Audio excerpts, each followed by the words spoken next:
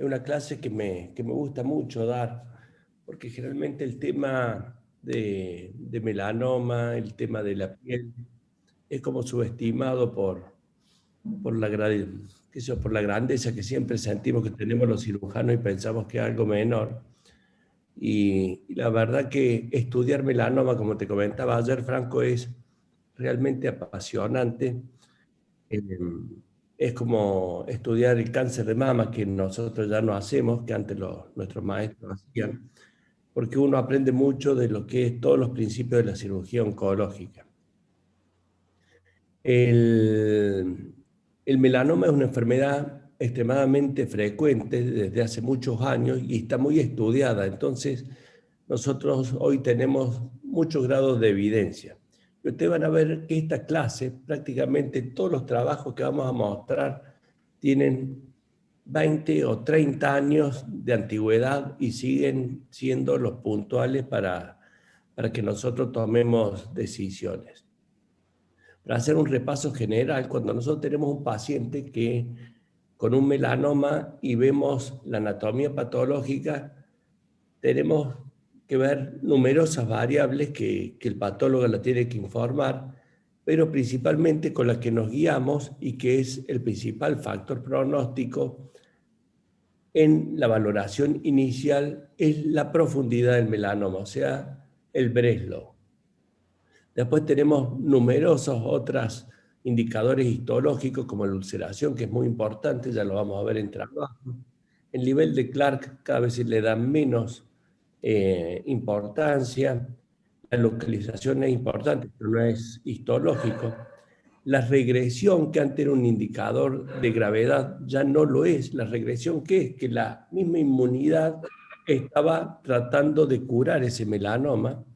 Entonces, algunos lo consideran hasta un signo eh, beneficioso. Discúlpeme, está el perro gritando. Eh, a ver, discúlpeme 2 segundos.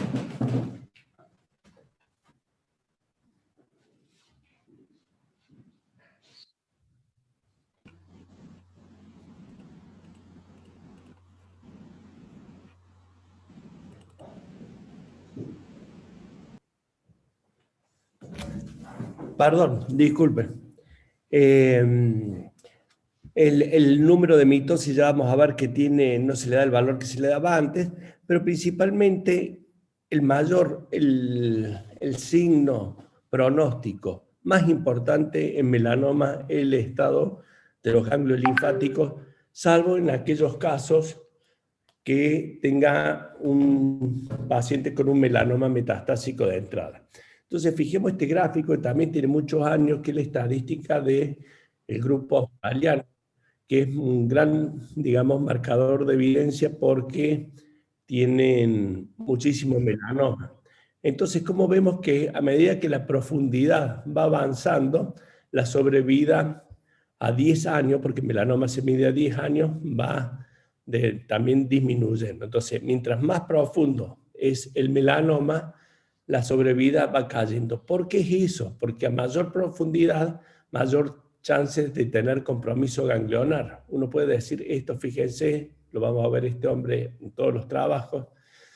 Ya se sabe hace mucho que los melanomas de profundidad intermedia, que es así como lo menciona la bibliografía, que ahora es de entre 1 y 4 milímetros, tienen entre un 20 y un 25% de chances de tener compromiso de micrometástasis. Ya vamos a ver la diferencia entre micrometástasis y metástasis ganglionar clínicamente no detectada. Y en aquellos pacientes que tienen melanomas profundos, los melanomas profundos se llaman a los de más de 4 milímetros, las chances de tener metástasis ganglionares son altísimas, de más del 50%, pero ya hay un 30% de chances de tener metástasis sistémica. Y la metástasis ganglionar disminuye la sobrevida a 5 años significativamente, pero no implica que ese paciente se vaya a morir. Tiene más de un 40% de chance de vivir ese paciente a 10 años, con data de 1997, donde prácticamente no teníamos ningún tipo de tratamiento oncológico. Entonces, un paciente con compromiso ganglionar no es un paciente que necesariamente tenga un pronóstico horrendo, es un paciente que tiene muchas chances terapéuticas, entonces detectar ese compromiso ganglionar es muy importante. Solamente para repaso, si bien sale un poquito del tema, ya no es como históricamente creían nuestros maestros que cuando teníamos que resecar un melanoma debíamos hacer grandes ampliaciones de piel. Hay 4 estudios randomizados y controlados donde se compararon distintos márgenes de resección. Fíjense que se hacía 5 centímetros de margen, 3 centímetros, 4.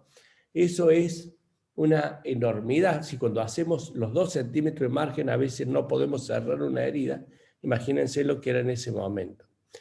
Entonces, ninguno de estos estudios comparativos demostró ser beneficioso. Entonces, hoy en día la ampliación se hace para los melanomas in situ con un margen de 0,5 centímetros, de menos de 1 milímetro, de 1 centímetro y nunca más de 2 centímetros y nunca más allá de la aponeurosis, saca piel y tejido celular subcutáneo. Y es muy importante que cuando uno reseca una lesión sospechosa, tiene que hacer la resección completa con un margen mínimo de 1 milímetro para no alterar el drenaje linfático. Entonces, bien, ¿qué situaciones clínicas podemos tener? Nos llega un paciente con una biopsia o le sacamos un lunarcito, dio un melanoma. Lo estadificamos y podemos tener a grandes rasgos 3 escenarios. Le pedimos tomografía, tórax, abdomen, de acuerdo a dónde esté localizado. Si tiene metástasis sistémica, es un paciente que va a ir al oncólogo, no tiene ninguna indicación de que investiguemos si tiene compromiso ganglionar o no. Y el rol de la cirugía está limitado a muy pocos pacientes con metástasis resecables solitarias y digamos, indicadas muy a medidas para ese paciente. Después tenemos pacientes que al examen físico o en la tomografía le vemos que ya tiene compromiso ganglionar en el área que teóricamente drena ese melanoma, entonces ya tenemos un paciente clínicamente con metástasis ganglionaria, o sea, que tenemos un paciente clínicamente con un estadio 3. Lo discutiremos en el comité de tumores. Ese es un paciente que muy probablemente requiera actualmente, con la evidencia que tenemos, un vaciamiento ganglionar y después algún tipo de tratamiento con adyuvancia con las nuevas moléculas. Pero la mayoría de los escenarios son pacientes que tenemos con melanomas con distintas profundidades, con tomografías normales y que no le palpamos ganglio. Entonces son pacientes clínicamente estadio 1 o 2, pero pueden ser potencialmente estadio 3 porque tengan metástasis ganglionares clínicamente no detectadas o micrometástasis. Históricamente, ¿qué es lo que se hacía? Esto es un poquito de historia, pero para ver qué lindos trabajos había. Entonces, antes de la aparición de la técnica del ganglio centinela y de su reproductibilidad y que se probó su utilidad, en estos escenarios clínicos de los pacientes que tenían clínicamente un estadio 2, o sea, no tenían metástasis ganglionares al examen y a la estadificación, o se le planteaba realizar una linfadenectomía preventiva o profiláctica, estas son las siglas en inglés. Quiere decir que si había un paciente que tenía un melanoma en el brazo, uno deducía, no había mapeo, que drenaba a la axila y se le hacía un vaciamiento ganglionar. O si lo tenía en el pectoral, uno deducía que iba a la axila, pero podía ir al grupo supraclavicular o a la otra axila. Entonces, ya tenían un sesgo esos trabajos, pero bueno, en esos trabajos, ¿qué se veía?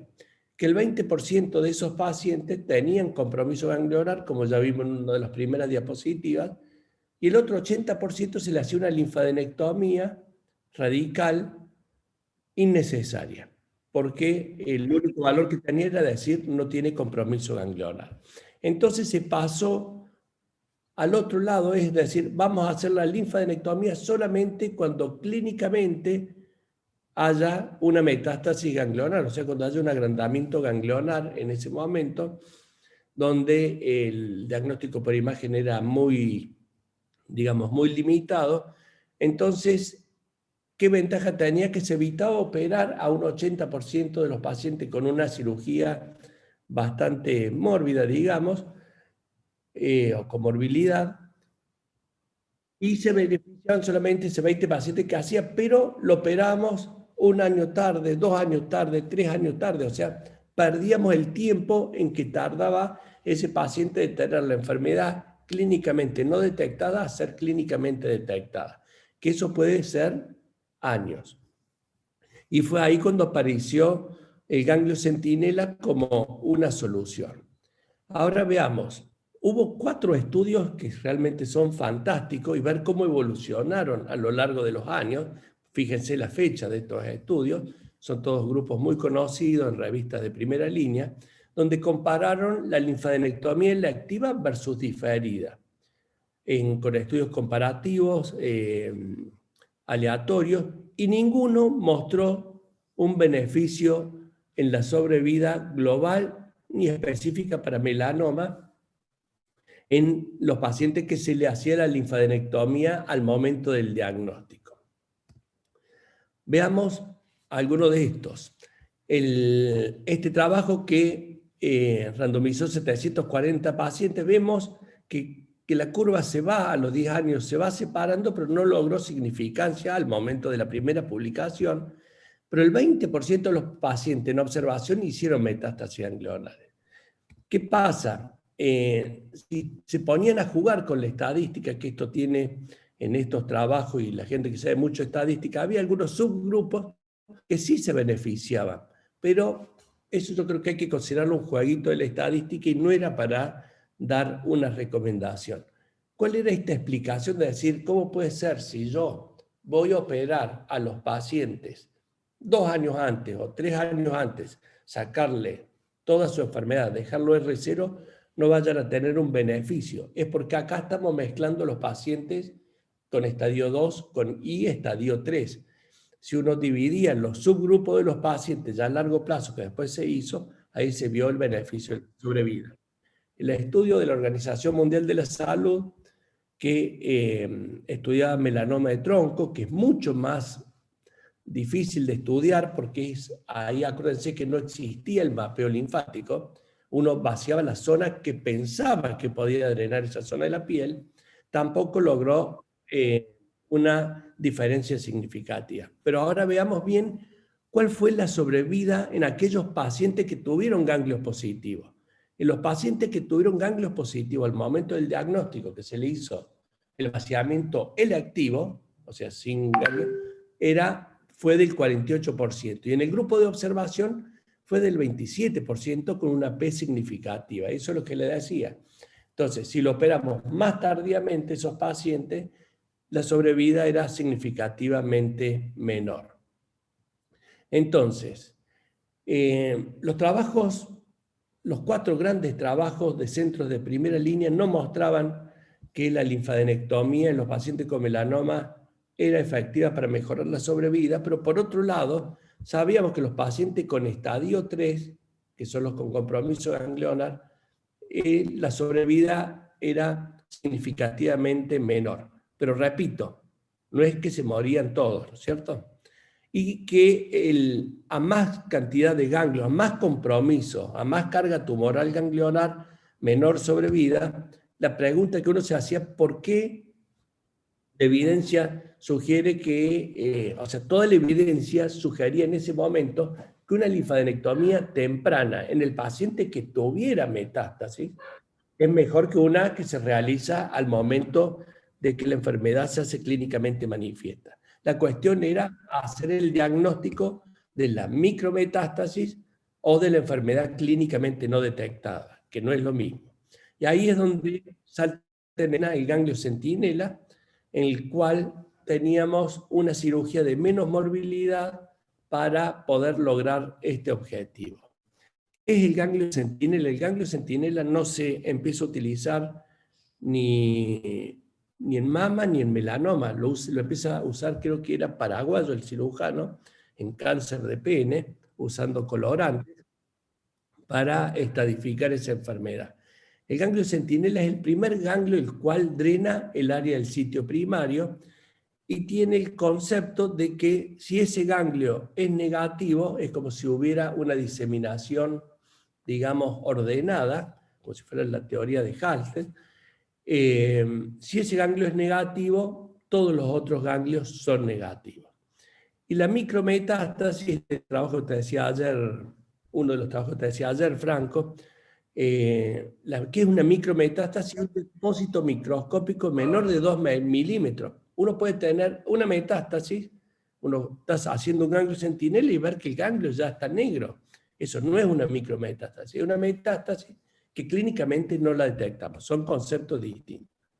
Y este es el estudio original que lo hace este hombre, se llama Morton, donde en ese momento tenían solamente el colorante, identificaron el 82%, y el 18% le dio positivo para tumor, que es siempre el 20% que todos conocemos para los de grado intermedio entre 1 y 4 milímetros.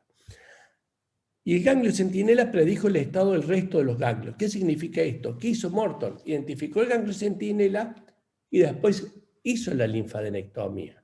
Estudió el ganglio centinela.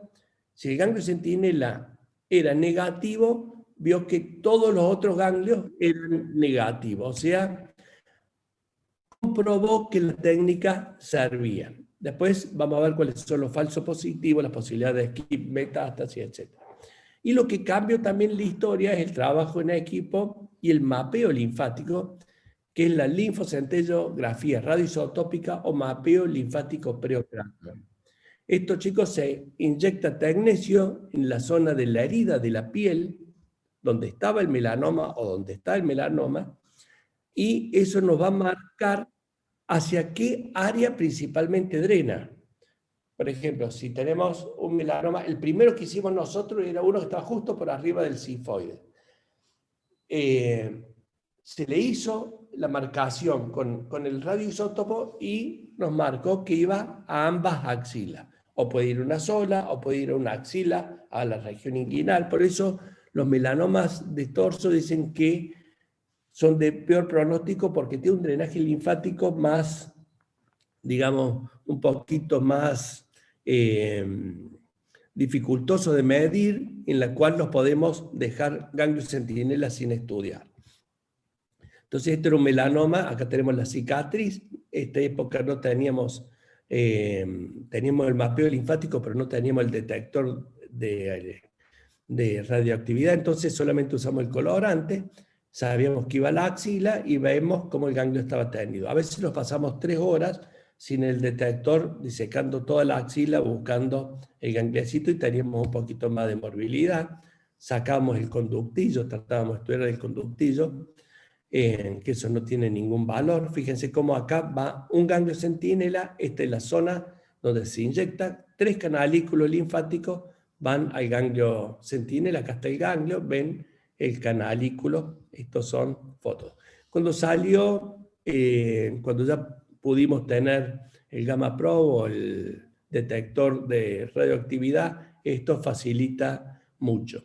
Pero acá está un concepto. Mucha gente, incluso los pacientes y los médicos, piensan que esto me está mostrando una metástasis de melanoma. Y no, nos está mostrando el mapa linfático de cada uno. Cada uno puede tener un drenaje distinto. Y por eso es tan importante que la resección del tumor primario sea limitada, porque si uno hubiera tenido una resección amplia y la inyección en vez de hacerla acá, lo hubieran hecho acá, porque ya es otra región de la piel, y no hubiera marcado quizá un ganglio ahí, y no este que era el centinela. Entonces ahí están los falsos negativos, una de las causas de los falsos negativos. No sé si se entiende ese concepto. Por eso es clave que cuando el paciente ya se le hizo la ampliación, saber que la cirugía del ganglio centinela puede perder validez o puede perder significancia en su resultado. O sea, va a tener más chance de falso negativo. Ahí está cómo se envía el ganglio centinela y tiene la gran ventaja que al patólogo le mandamos 1 o 2 ganglios, no le mandamos 15 ganglios, 16 ganglios, 18 ganglios. El patólogo, cuando recibe un montón de ganglios, le hace un corte. Estudia menos el 1% de la carga de ganglios que le manda. Cambio acá, al ganglio centinela se le hacen numerosos cortes, donde se le hace a uno hematoxilina eosina y se le va haciendo inmunohistoquímica, y cada vez aparecen mejores marcadores. Esta es una de las pocas diapositivas que fui actualizando, donde se usan marcadores nuevos. Antes se usaba el S100, que tiene muchos falsos positivos, pero hoy tenemos muchos marcadores que la inmunohistoquímica aumenta, ve una célula melánica cada 10 a la 4 linfocitos. La hematoxilina eosina cada 10 a la 3, o sea, lo multiplica por 10 la sensibilidad. Y la biología molecular, todavía no lo usamos de rutina, pero la mejora mucho más. Entonces, cada patólogo son dermatopatólogos. Córdoba tiene 2 o 3 dermatopatólogos excelentes. Entonces, es muy importante para detectar.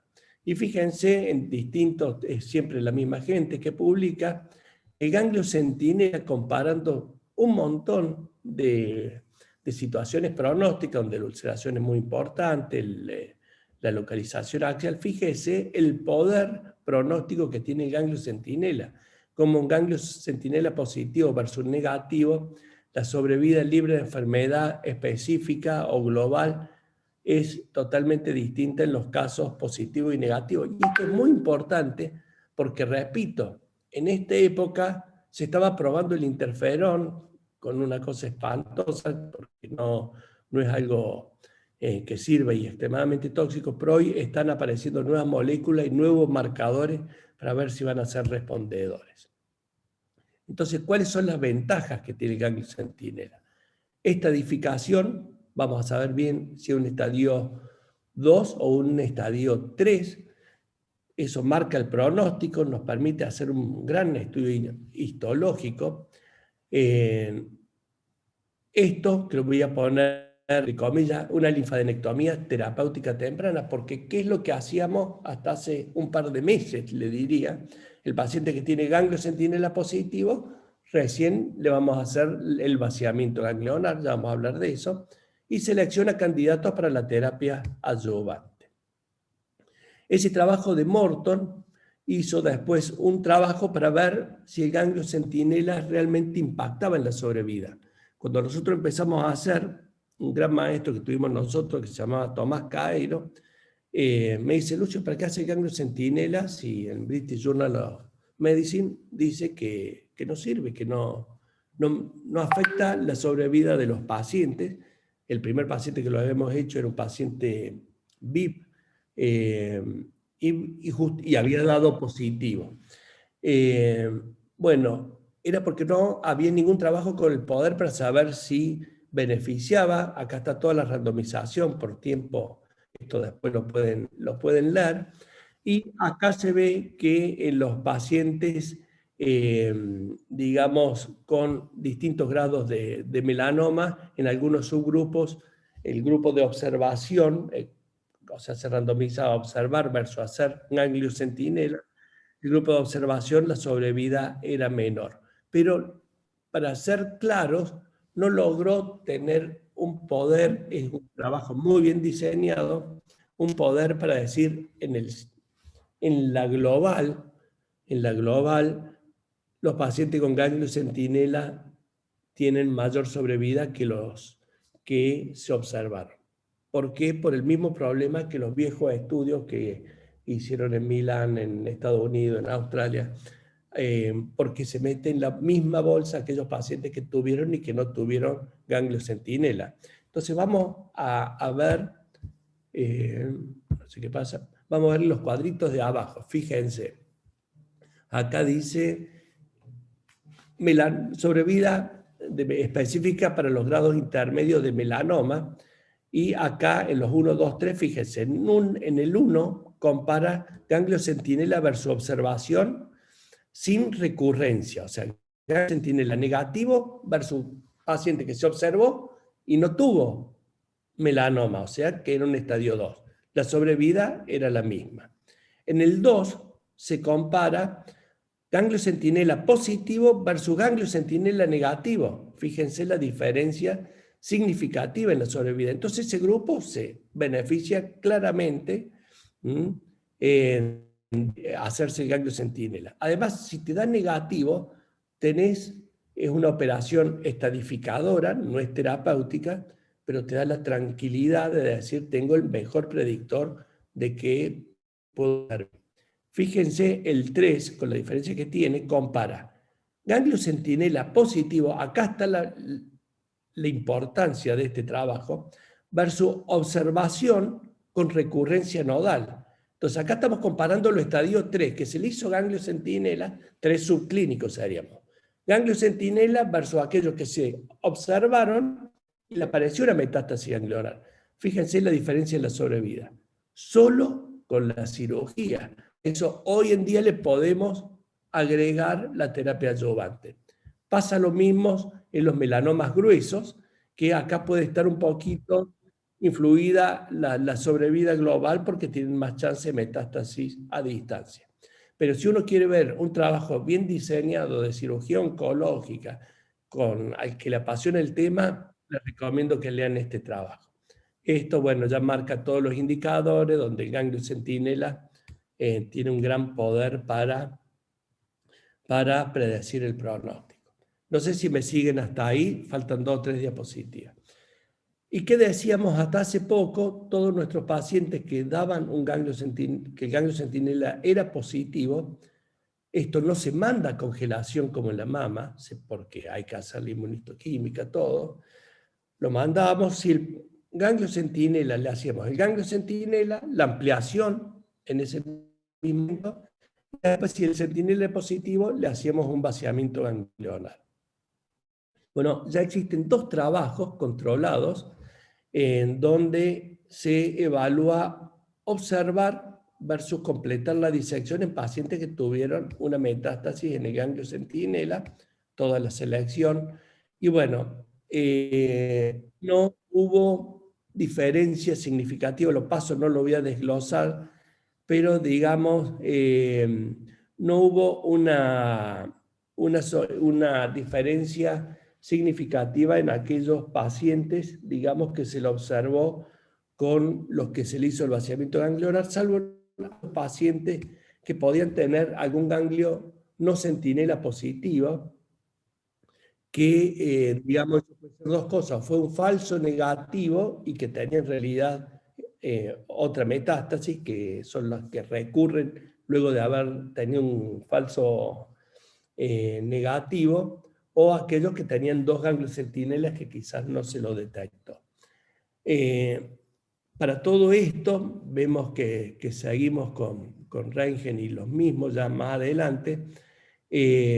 Acá este otro trabajo donde se ve, digamos, cuál es el significado de la metástasis nodal y cómo el ganglio centinela, digamos, positivo, digamos, como la sobrevida comparando con, digamos, los ganglios no centinela positivos. Entonces, acá se empieza a valorar el estado de los ganglios no centinela para ver si se justifica hacer el vaciamiento ganglionar. Pero realmente, en nuestra casuística, que ya lo vamos a ver, creo que nunca tuvimos en un vaciamiento ganglionar otra metástasis, encontramos otro ganglio comprometido. Este es el estudio alemán, que también salió, que llega a las mismas conclusiones. Fíjense que las curvas no se separan. Entonces, actualmente, yo no sé si tenemos la evidencia para decir no le vamos a hacer vaciamiento. Yo creo que lo tenemos que discutir cada paciente. Una cosa es un paciente que tiene una micrometástasis y otra cosa es si encontramos un ganglio centinela francamente patológico, grande, con ruptura capsular. Bueno, en ese caso yo creo que hay que hacerle el vaciamiento ganglionar. Entonces, como conclusión y para que quede una reflexión final, tiene una tasa de falso negativo que es de alrededor del 10%. Se lo puede encontrar usando el azul patente y las técnicas con los radioisótopos en más de un 90% de los casos.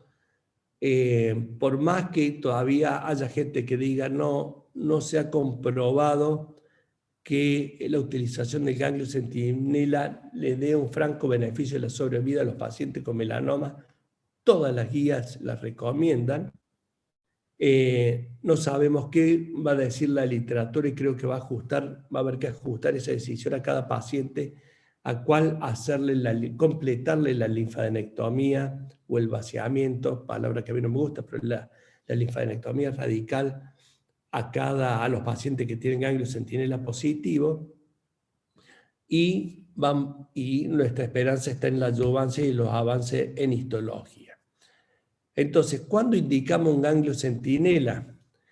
Históricamente eran para aquellos pacientes que tenían Breslow más de 1 milímetro y que tenían una estadificación negativa. Hoy ese milímetro se bajó a 0,8 milímetros con toda la estadificación negativa, o en pacientes que tengan menos de 0,8 milímetros y que sean ulcerados.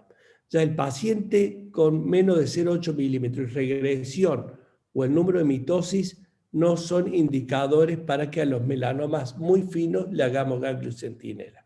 Entonces le hacemos ganglio centinela a todos aquellos pacientes que tengan más de 8 milímetros y solamente a los que tienen menos de 8 milímetros, a los que sean ulcerados.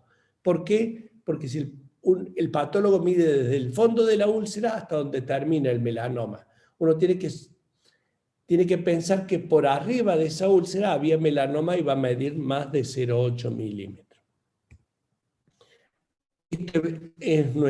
No sacamos ninguna conclusión, pero en nuestra experiencia de 18 años, no está actualizado, esto es de cuando se publicó, de 148 pacientes, lo hacíamos con la marcación y con la marcación con el tecnecio y con el azul patente.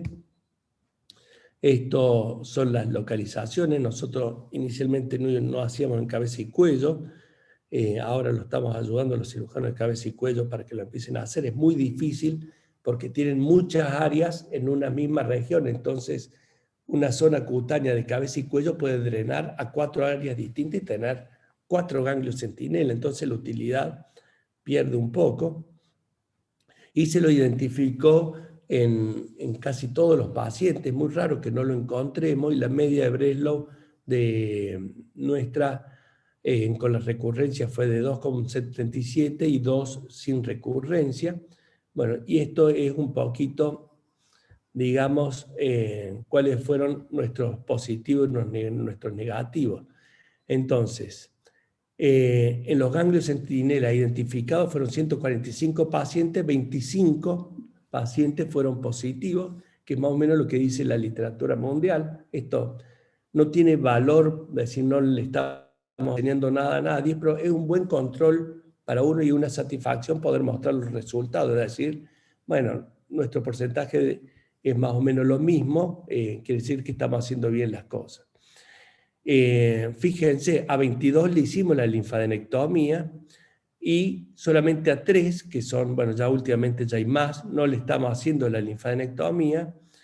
En uno perdimos el seguimiento y uno tuvo una metástasis en tránsito. De los que le hicimos la linfadenectomía, ¿cuántas recurrencias tuvimos? Tuvimos 5, 2 a nivel local y 3 a distancia. Entonces, esto es decir, acá habremos hecho una linfadenectomía incompleta. Esto es donde nosotros tenemos que ir a ver nuestro control de calidad. En los negativos, que es lo más importante, tuvimos 11 recurrencias, en la cual fueron regionales 10. Entonces, esto es donde tenemos que ver. Estamos en la tasa súper aceptable de los falsos negativos, pero seguramente acá sacamos un ganglio que no era centinela. ¿Cuál otra? Uno siempre se echa la culpa a uno, no es culpa, son fallas del método, pero puede ser o que este paciente haya tenido una resección primaria ampliada, que la cámara gamma ha inyectado un poquito más la cicatriz, nos marcó otro ganglio centinela. Por eso es tan importante el trabajo en equipo y digamos, lo que hace el imagenólogo que maneja los radioisótopos y el que hace el mapeo linfático es muy importante, porque una inyección de este radioisótopo en un lugar indebido nos va a llevar, digamos, a un ganglio no centinela que lo vamos a interpretar como centinela. Muchas gracias.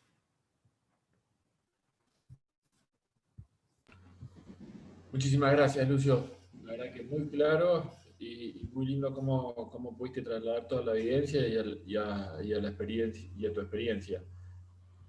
Una consulta y un punto a remarcar que me gustó mucho cómo lo expresaste es, a la hora de sacar un neo sospechoso, y creo también lo que más va, el mensaje que sí o sí tenemos que llevarnos todo acá, a la hora de hacer una biopsia de un neo sospechoso, ya sea incisional o incisional, ¿cuáles son los puntos a tener en cuenta?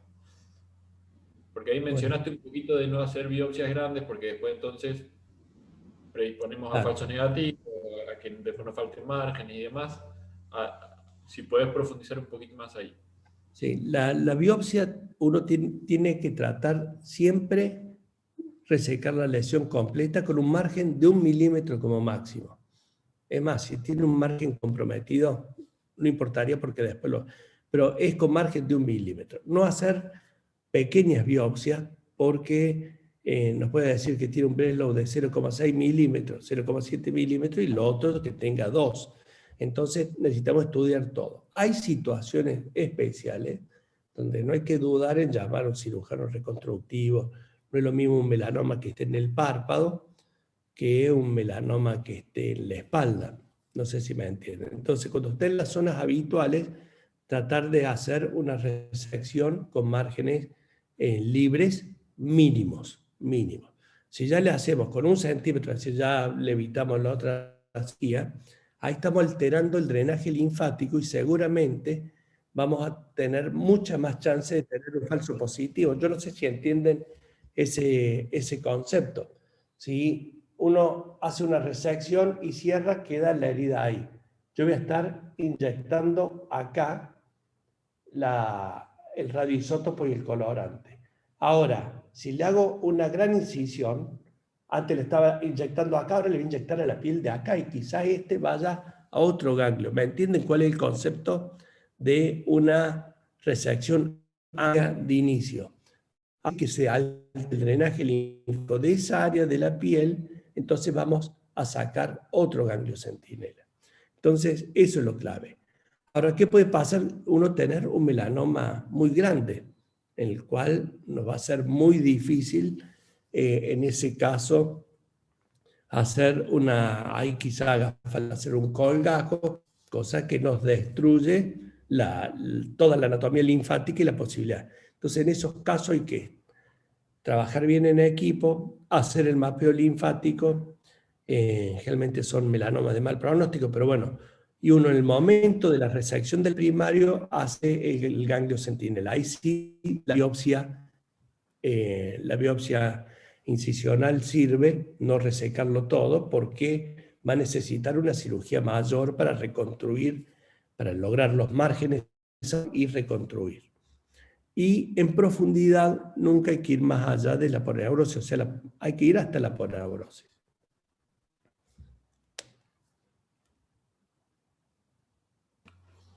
Buenísimo, excelente. Bueno, Lucio, te agradezco muchísimo, No, súper por favor. claro. Chicos, les recuerdo, si hay preguntas las pueden ir dejando en el chat y obviamente que preguntas que pueden ir surgiendo a medida que revisamos estas clases se, la, se las podemos mandar a Lucio, ahí tiene la mail para consultarle lo que fuera, Lucio del jefe de servicio del hospital privado. Así que aprovecho, si alguien necesita hacerle alguna consulta o quiere rotar o algo, pueden contactarse con él, pueden contactarse conmigo, lo que necesiten. Sí, por supuesto. Sería un gusto para el hospital y para el servicio. Y bueno, agradecerte, Fernando, Franco. Para mí un gusto. Muchas gracias a todos. Muchas gracias, Lucio.